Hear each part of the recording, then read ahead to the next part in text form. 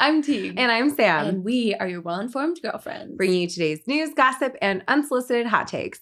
This week, we're talking about the latest in the government shutdown and the hellscape that is the modern job search. Yes, we're also talking about, Sam, can you even believe it? Another dating term. Our favorite. Called throning. Okay. And then we're also going to be talking about Justin Bieber's new live stream because I personally couldn't love it anymore. Oh my gosh. Okay. I'm excited to get into what it. Super fans need. And so many more things we're going to talk about as well. Yes. As always, we've got a full show for you. Yeah. But before we get into it, should we just really quickly do a catch up? We were off for a week. Yes. We've been off for a hot minute. I was visiting my in-laws for the Diwali, which is a holiday, the celebration of lights for many Indian people and people who celebrate. So that was really exciting. It was fun. We also did sort of like an engagement party for my sister-in-law and her future husband. So it was really nice. And it was fun to be back on the East Coast in the fall. It's very scenic, very fall colors. Love quite it. Chilly. If you notice my nose is peeling, it's because I had the sniffles. I'm sorry you have to perceive me today. What about you? You were free from me for a week. What was the vibe? Well, I was also just in New York like 2 weeks ago, and I also had the best time. I just love New York in the fall. Nice. Yeah. Nothing's better. Nothing's better than I just love New York. The energy there is unmatched. But I've just been like walking a lot, doing a lot of like just resetting my own mental health. And that sounds so healthy and well-adjusted. I feel, knock on wood, and you're just finding me on a good day maybe, but I'm feeling pretty good. And I also, yesterday, I have to tell you, I went thrifting and I got the most incredible finds. Let me tell you. What'd you get? So I'm like walking around the store. There's a lot of good things at Crossroads here in West Hollywood. Honestly, I end up there a lot too. Yeah. It's a great location. And I was going through the racks. I first find this jacket and I'm like, oh, this is a cool black jacket. I like look at it. I'm like, it's a Prada jacket for $80. Like a real Prada jacket. A real gorgeous Prada wool jacket. Like to the floor. Stunning. I try it on. Fits me like it was made for me. I was like, I can't believe my luck. That's so lucky. So I have a new Prada jacket. Oh my gosh, that's incredible. Yeah. I'm so jealous, honestly. It's very exciting. And I also got a pair of $15 Uggs, which I know sounds sketchy because it was on someone's probably barefoot. But they looked like great condition. Yeah, maybe they got them as like a gift and didn't wear them. Yeah. That's what we're going with for mental reason. Totally. Yeah, but honestly, like I just am such a fan of thrifting. First of all, in this economy. yeah, for sure. Second of all, you get really cool pieces. Oh, also, I got this, which is a 100% cashmere sweater for $20. So cute. I love. Can you believe? We love to see it. Anyways, and it's also great for the environment. So sustainability. We love it. We love it. Speaking of unsustainable, yeah. Let's talk about the government shutdown. Yes. Okay. So the U.S. government shutdown continues. It's been ongoing for, I don't know, what day? October what's today? 1st. Today's the 26th. So that's 25 days. It'll be 26 by the time this drops. That's pretty crazy. Mm-hmm. It's the second longest shutdown in U.S. history, right? Yeah, it is. And that means that roughly 900,000 federal employees are furloughed and another about 2 million people are working without pay. Right. Pretty crazy. And you think about, I always forget about like who's actually a government employee, but it's like, you know, like TSA, it's like the air traffic controllers, a lot of people like those jobs you don't associate sometimes with being government workers, but parks and all those things. So yeah. And so, and only some people are still getting paid. Like Donald Trump has had donors help keep, for example, armed forces paid, some parts of it. So like, let's talk about what's at stake here, right? Like Republicans want a short-term spending bill to reopen the government. And the Democrats are demanding that alongside reopening, Congress needs to address some of the expiring healthcare subsidies that around like 24 million Americans have. Mm-hmm. And there's some other policy items I was talking about. But basically, each side is blaming the other. So that's cool. Some states like Louisiana and Virginia have actually declared a state of emergency. Mm-hmm. And like, a lot of that is stemming from the problem of SNAP, which is the Supplemental Nutritional Assistance Program. Mm-hmm. It's like food aid benefits that some 40 million Americans are on. And so everyone's saying that that's going to be halted on November 1 if this continues. So basically, a lot of states are very concerned about what will happen to the population that's on that. Yeah. Well, one cool thing, and hopefully people start to follow this lead, an example is Governor Newsom in California is making sure that people who are using SNAP benefits are still able to access it in November.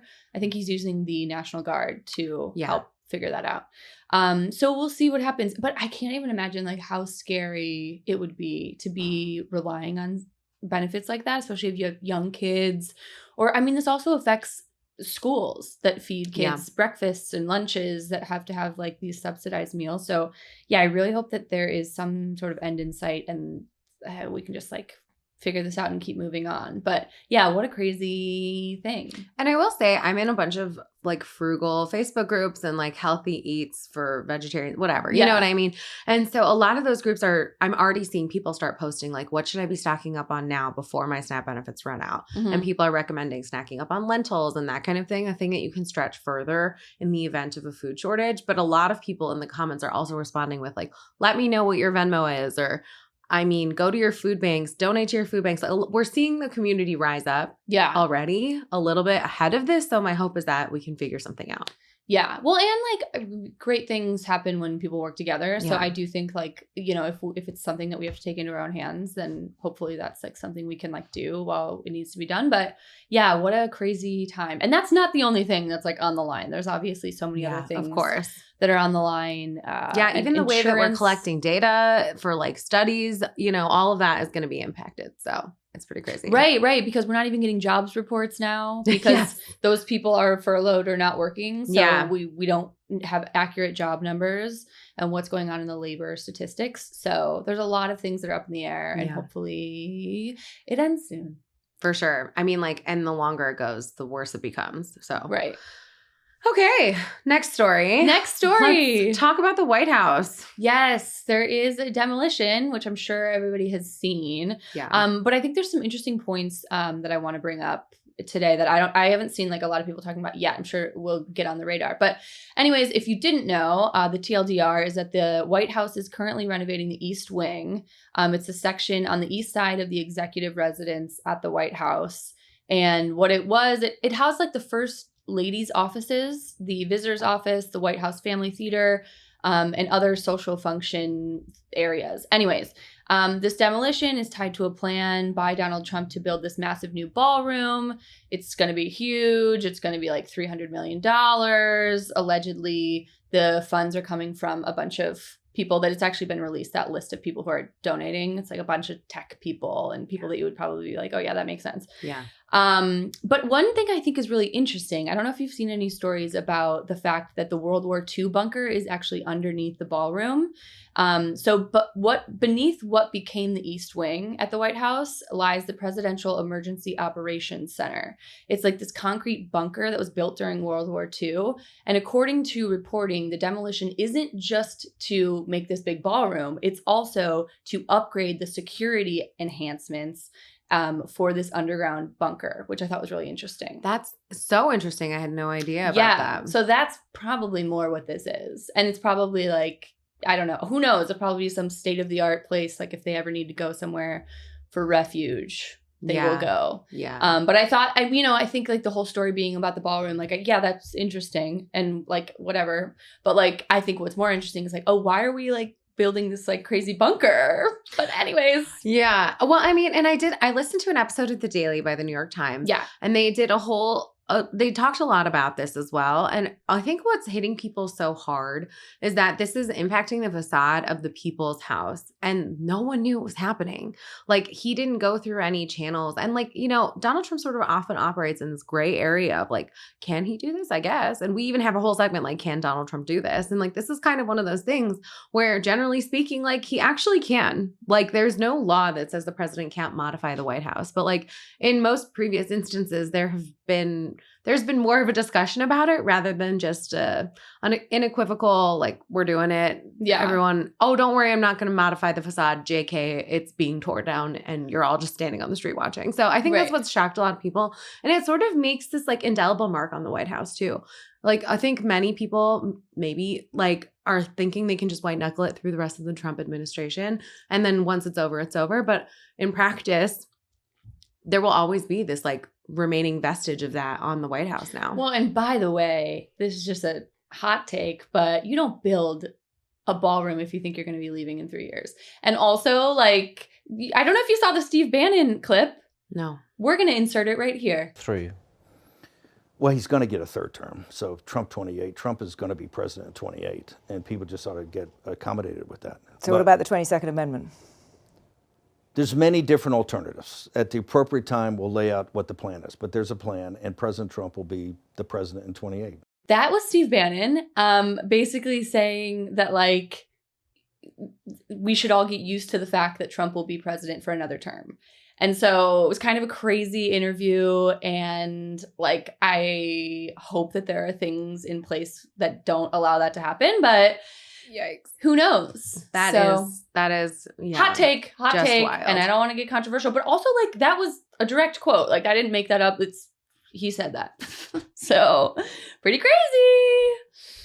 Okay. Anyways, let's move on. Moving on. One more hard-hitting news investigative piece of journalism, and then we'll get into some fun stuff, huh? Yeah, okay, let's do it. Okay. So I don't know if you've been, okay, I don't know if I'm going to call this hard news because I feel like it's kind of taken on a life of its own in the internet zeitgeist. Right. But the Louvre heist. Yeah. Like, AKA Lay Heist. Yeah, Lay Heist. So if you guys haven't seen this and you just like live under a rock, on the 19th, 4 people disguised as construction workers pulled off like not even early morning. It was like 9:30 in the morning robbery of the Louvre. They rolled up, they put up a cherry picker that they had stolen, like got into the window of the museum, broke in, stole the crown jewels, and smashed the display cases in the process, then skedaddled on out of there, tried to set the cherry picker on fire unsuccessfully, and then took off like Hilary Duff in the Lizzie McGuire movie on the back of some motorbikes with the crown jewels. Literally, it's pretty crazy. Like, I feel like it was so impressive. 7 minutes they were in and out. Like, that is truly wild. And you know what I thought was very interesting is the fact that the museum security is actually trained in those situations to keep the people safe and not the art safe. Yeah, I think they're worried it's like a domestic terrorist attack or something. So that was more their job. They were like, I'm going to get people out of the exhibit in the gallery instead of like going after the people. So the initial response is to like make sure everyone's safe. And then like go back people tried. Yeah, and people tried, like the security stopped. I got to say, wow. Of any time to do that 9:30 in the morning on a Sunday, that's like prime museum time. Right? That's hilarious. Like, maybe that was part of the strategy. Maybe it was like, let's go like a busy time because that's got to be busy. That's got to be busy. And I don't know if have you been to the Louvre? It's like an enormous line. There's always a million tourists around, especially even like in shoulder season of October. That's like pretty busy. So yeah, they did. We should mention they did catch some of them. Yes, today, Sunday.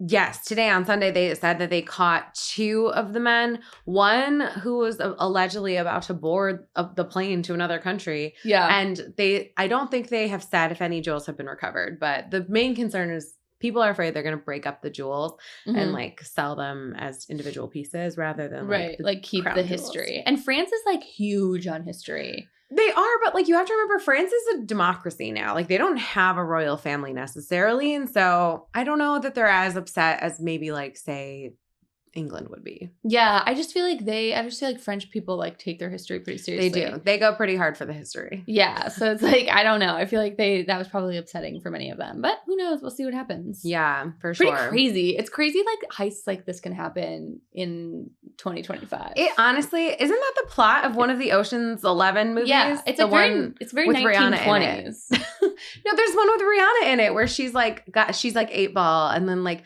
her and all these other ladies somehow rob the Louvre. Anyways, whatever. It's like truly a movie plot. Maybe they saw that and were #inspired. I don't know. Probably.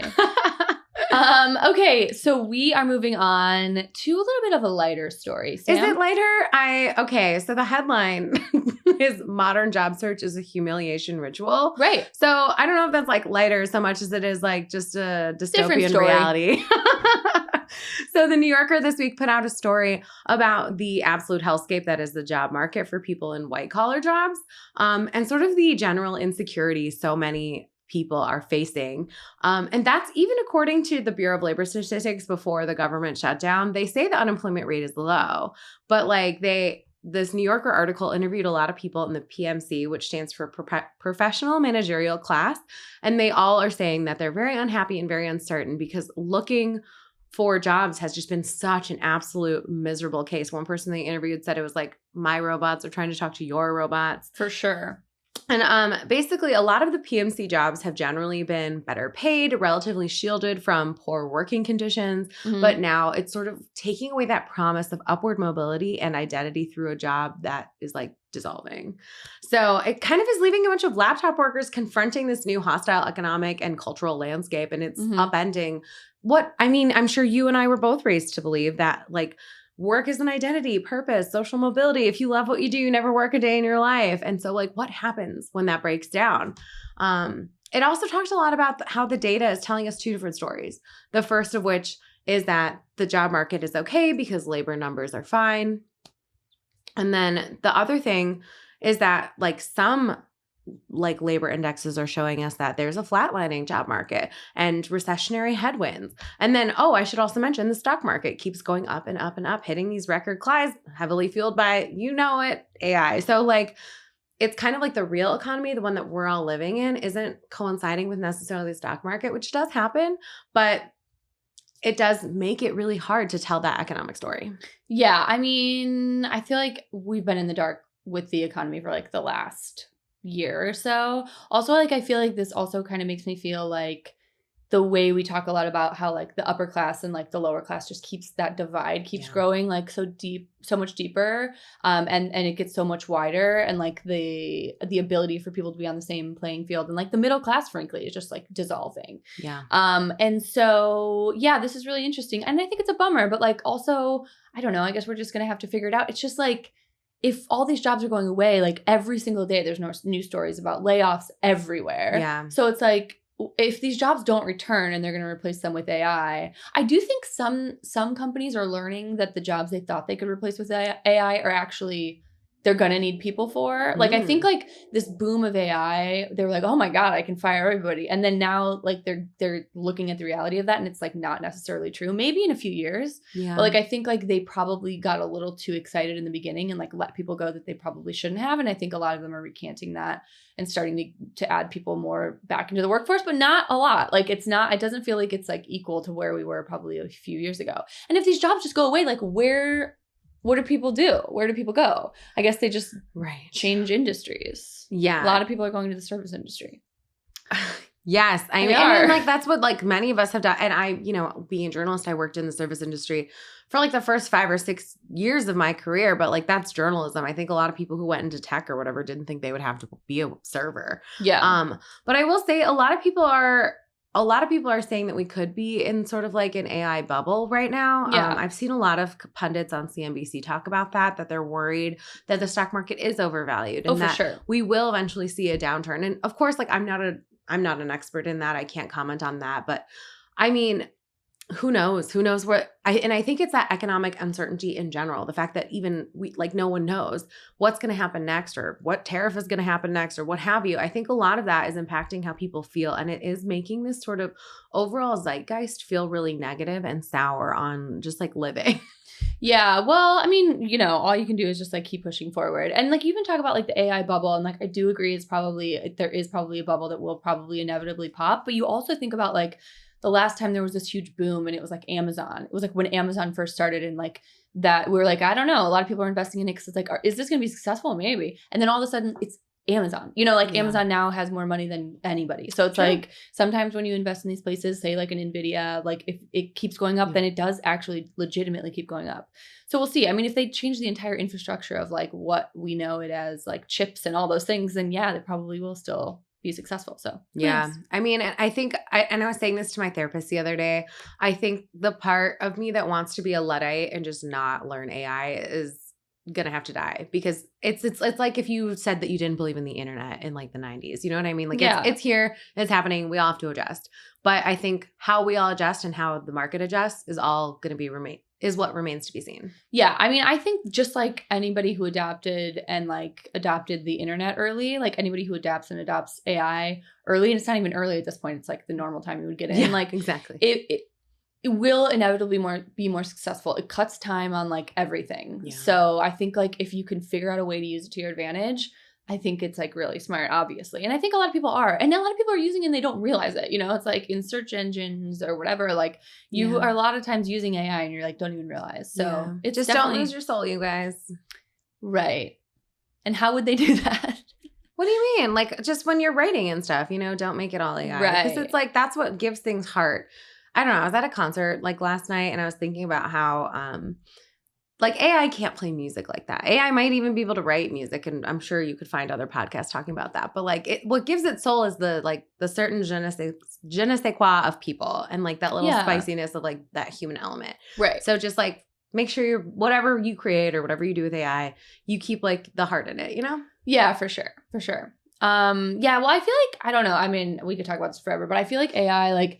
If you just use AI for something, it doesn't feel like it's very obvious and it doesn't feel like a human product. So it's like, I think that we're far from it being like able to totally disguise itself as human. Yeah. But we'll get into another story in a minute about that. Actually, let's just get into it right now. I'll just segue it. So, there is a story this week about chat phishing, which is something we've kind of talked about a lot already on the pod, but basically it's this concept of being on AI or being on dating apps and using AI for your prompts and like for the discussions and as a way to like connect with people and like get people interested in you from the beginning. So like all these conversations that when you're first meeting someone on a dating app, you're essentially using these like chat bots to do it. So your robot is talking to people and pretending to be you. Exactly.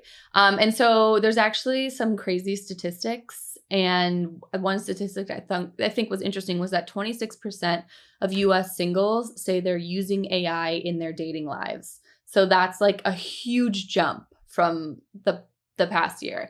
And according to a 2025 study, 6 in 10 people are using dating apps. And they believe that they've encountered at least one conversation written by AI.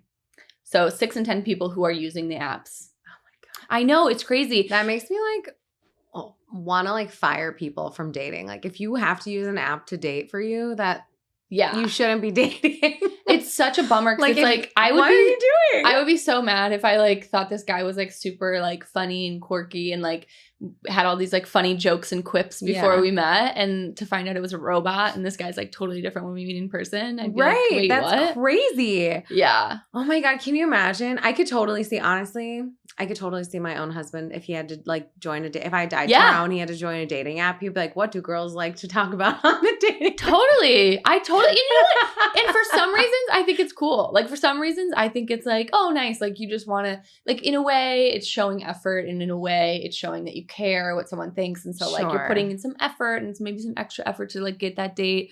But I think it's a slippery slope. Yeah, I mean, because it's one thing for you to ask AI what to respond to this person, and then for you to decide like, okay, well, here are 7 responses. I don't like these 3, and I'm going to modify this one to insert like a little inside joke from before or whatever. You know what I mean? It's one thing to do that. It's another thing to have the bot just respond to you. Yeah. Respond for you. That's crazy. Yeah, I don't like it. Does the bot have to tell, if you were to respond to the bot, like say a bot is messaging you from a guy's app? Yeah. If you're like, is this a robot? Does it have to tell you it's a robot or no? I don't think it works like that. I think people are like going to other chat, like they're going to another app. Oh, okay. So it's not texting necessarily for them. No. It's not like immediately responding. That makes sense. But I still don't love it. Yeah, I don't love it. Okay, let's get into the next story. So the holidays are right around the corner. Yay, I love Christmas. I love Christmas, Thanksgiving, all the things. But I thought this was a pretty interesting story. CBS News did a story about how holiday weight gain happens every year. And I thought it was interesting. Well, no shit. Well, I know, but like I thought it was interesting because they talked about exactly why. Okay. What's the science behind my holiday weight gain? The science is, well, first of all, without even talking about like what people are eating, I want to say that like obviously colder weather, people are being less active, people are doing less things. You're just like you're not in your like groove, and you have a lot of time off. So maybe you have more time to like graze in the kitchen. I don't know. But they were talking about saturated fat specifically is something that is in a lot of holiday food. So think like red meat, butter, cakes, pies, pastries. So everything good. Got it. Okay. Cheese, ice cream. But they were saying in the story that if you try to identify like those things that you have and like try to replace a few of them with some foods that have a lot of unsaturated fat, that it can be somewhat helpful in your holiday weight situation. So I'll talk about some unsaturated fats. Avocados, olives, nuts, seeds, which are all things you can kind of fill up on. So, no, but they're not Christmas. Avocados are not Christmassy. No, you're right. It's kind of like that meme that's like, if you stop buying yourself a latte every morning, you will lose 100% of your will to live. And I feel like that's the same energy that this holiday week is. All right, great. Can I live? Like, I'm just going to be chunky. It's sweater season. Like, God, I don't know. I mean, maybe that's my fatal flaw as a human. Because I'm also like, in the summer, can I live? It's just nice out. And I'm hot when I'm tan. Don't worry about it, you know? Yeah. So maybe I should like look at myself and think about that. But you know what? In the meantime, I'm going to be like, can I live? No. I totally like feel like it's what I mean, rules go out the window in the holidays. I know. Well, and there's just so many baked goods around. Like your neighbors are bringing by baked goods, and you're at Christmas parties and the drinking. We didn't even mention the drinking. That's not a saturated fat problem. But let me tell you, there's plenty of calories in those cocktails. Right. Oh my God. But so many good cocktails. So many good themed cocktails. Oh, a whiskey I'm so sour. excited for holiday party season. Honestly, it's like my favorite time of the year. It's the best. We love holidays. Okay, so let's get into another story. There's a new dating trend called throning. Yes. Okay, so I saw this on USA Today, and I had not heard of it because, as it seems, I'm old now. But I guess it means dating someone to raise your own social status. And the goal for throners is to land a partner with clout so that you get a boost by association. So it's like a clout chaser. Yeah, it's a clout chaser, or even like, I guess, gold digging kind of, but more for gold digging for clout, I guess. Or I mean, money, I'm sure, is also a goal. But, and so shrekking is the opposite. It's dating down with the hopes that the person will treat you better in return. Like throning means you're dating up for the wrong reasons. And like, it's not just money or power. They're also dating for like online influence and followers. And so, and like basically this article says that what's new, because obviously gold digging's been around forever, but is the impact social media is having on that, like how people are focused on that online aspect and that aesthetic of having this man or this woman. Right. That's interesting. No, I can imagine like, I'm sure if there were a time when I was like friends with a bunch of influencers or something, like I would probably, I don't know. I just like envision, this hasn't happened to me, but I'm just envisioning what that would be like. And I feel like I would, if I was like friends with like Jake Paul or Logan Paul, or like I've hung out with them a few times, not to brag. We don't need to talk about it right now. But like, it would have been so cool if we were like, if he was like, oh, come in my, pop in my TikTok. Pop in my TikTok or your Instagram. Like I see the appeal. Yeah. And I feel like I see that a lot with comedians, like comedians dating other comedians, and they'll like make especially like the comedy TikTokers, they'll make a lot of the content together. Yeah. And it's like, oh, well, that's kind of nice that they have that. Totally. Because then you like kind of like leverage both person's base. And exactly. Yeah. It's interesting. So, I mean, throning. Now you know. Now you know. All right. Let's talk about the Biebs. Oh my God. I love Justin Bieber so much. We're always rooting for Justin. He is my favorite artist of all time. He always will be. Very exciting news. And I think it's interesting. And I don't know how long it'll last. But Justin Bieber this week announced that he's going to be live streaming like every day. So he's going to be doing these daily live streams. It started this week. It's been really fun to watch. They're all happening, I think, on Twitch. And it's just interesting because it's like giving us another look at Justin. Like obviously we've like seen Justin throughout the years, like with his own struggles or whatever. Yeah. And you usually just see like kind of the negative coverage, which just makes sense in like an entertainment news, you know, way of thinking. But it's really cool because he has like real conversations on the live stream, and he just has like this camera running all day on him, and he has like a bunch of friends. Oh my gosh. Yeah, he has a bunch of friends there. It's so fun. Like they're playing games, they're like watching shows, they're eating. Like it's like a fun, it almost looks like Big Brother, but like Justin Bieber's like the star. Is it like at his house? No, I think it's like a studio. Oh, okay. So they have a studio, and like Haley and Jack, the baby, will come. They like shut off the streams when the baby and Haley come. But I think it's like really cool. I do think it's interesting to have celebrities that are even more accessible than ever before. Like, but I wonder how long it'll last. Because like, I mean, to do it all day, every day, that actually sounds like a full-time job. That's not the vibe. That sounds like a lot. Well, he's like he's working and making music at the same time. So it's not like he's like doing anything different. Yeah. Oh, okay. That makes sense. I mean, like, listen, that's actually really fun. I have always said this, and I'm sorry you have to hear it again. I think there are two ways of approaching fame. One is like the super lockdown way Beyonce presents, and like Taylor Swift, for example. And then the other way is kind of the like, what is it? I like a chaos panda kind of energy, like the way Kelly Clarkson or someone kind of just says whatever. Yeah. Or like Renee Rapp. They don't do the media training because they're like, you know what? Part of my charm is my personality, and I'm just going to say what I think. Yeah. And like deal with the consequences if there are any. And I actually kind of love that approach. Yeah. Because you know what? I respect the hell out of that. And it's like, say what you mean and mean what you say, and like don't take no for an answer kind of energy. And I love that. And I think that that's really good for Justin. I think he's had a lot of people over. He's been a child star. He's like had all these people tell him what to do, how to live his life for a long time. And so for him to have that freedom must be kind of nice for him. Yeah. Yeah. I think it's really cool and I like it. And I hope that he continues to do it. Cause I'm sure it could also be overwhelming with people watching you like all day. Yeah. I think that'd be a lot for me. But we'll see. Like, who knows? He seems like really good and he seems happy. And I've watched like just a bunch of clips of it online and I hope he keeps doing it. For sure. Honestly, there's a lot of celebrities that used to sort of have that lockdown approach that are getting more into podcasting. Like Amy Poehler's Good Hang, an incredible podcast I actually really love. Michelle Obama, like all of these people who you would normally have no access to, getting to hear what they think. Even just the Taylor Swift interview on New Heights. I don't know if you listened to it. It was like an hour and a half long. But I was like, I don't know that I've ever heard Taylor Swift talk this much. And it's really cool to hear what's up with them and not just like this tightly controlled environment of like what the press is covering and what they're saying in a Times interview. Yeah. Well, I think times have changed so much and I feel like authenticity is like what sells now. Yeah. And it's like, I just want you to like be a human because like I can't relate to anything else at this point. Like we don't have time for like reading through things, Absolutely preach. 10 out of 10 agree. So anyways, well, this was a fun week. We're back. Fun. We're back. And we are here through, I think, Thanksgiving, right? So we'll be around ready to tell you. We're also going to try posting more. So if you have any questions about the news you want us to answer, hit us up. Yay. Yay. Okay. Bye. Bye.